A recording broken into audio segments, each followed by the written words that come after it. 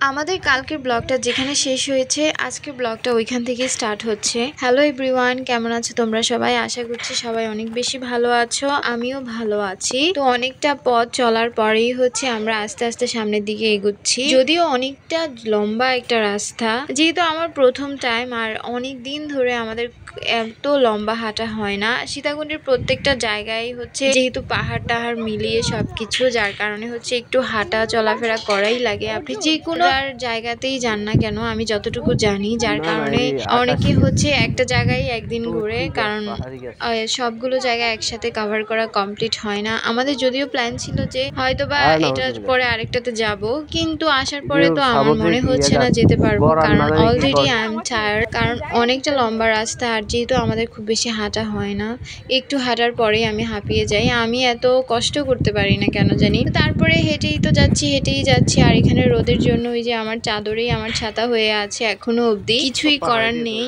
কারণ আমি রোদকে খুব বেশি ভয় পাই। তারপরে এখানে চারপাশে তো সুন্দর সবুজে ঘেরা মনোরম প্রাকৃতিক দৃশ্য আছেই, যেটা দেখে আমি বরাবরের মতোই এখনো মুগ্ধ। কারণ সবুজে ঘেরা পরিবেশে আর কিছু থাকুক আর নাই থাকুক, একটা স্নিগ্ধতা সবসময়ই থাকে আমার কাছে মনে হয়। আর সামনে একটু জায়গা আছে, অতটুকু গেলেই হচ্ছে বিচের দিকে আমরা চলে যাব।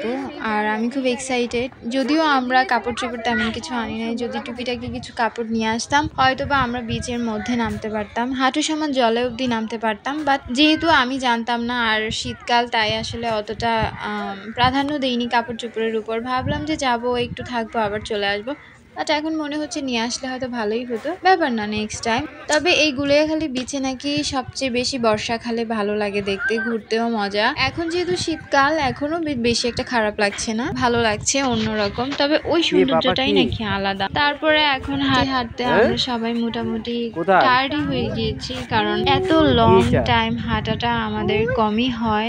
ঘোরার জায়গাতে আমার সবসময় মনে হয় একা আসার চেয়ে সাথে কয়েকজনকে নিয়ে আসলে মজাটা বেশি হয়। যদিও আমাদের আশেপাশে তেমন কেউ নেই, যার কারণে আমাদের সবসময় একাই আসতে হয় কিছুই। বাট আমরা নিজেদের মতো মজা করার ট্রাই করি সব সময়। আসলে যেহেতু রাতের মধ্যে প্ল্যানিং, সকালের মধ্যে গাড়িতে ওঠা, যার কারণে হচ্ছে খুব বেশি মানুষকে জানাতে পারিনি। হয়তো নেক্সট টাইম গেলে আমার মা বাবাকে আমাদের সাথে নিয়ে যাব।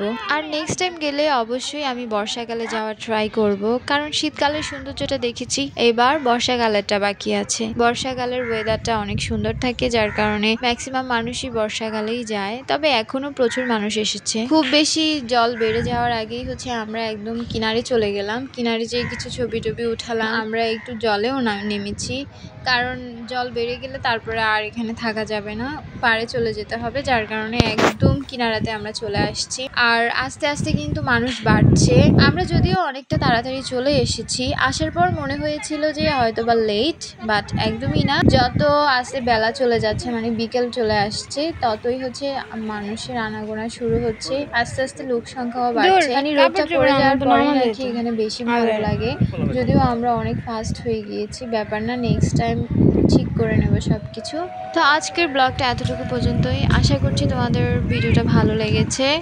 তোমাদের সাথে নেক্সট ব্লগে আবারও দেখা হবে। ততক্ষণ পর্যন্ত সবাই অনেক বেশি ভালো থাকবে, সুস্থ থাকবে। আর আমার ব্লগটা তোমরা অবশ্যই কিন্তু দেখবে, লাইক কমেন্ট তো অবশ্যই করবে। টাটা।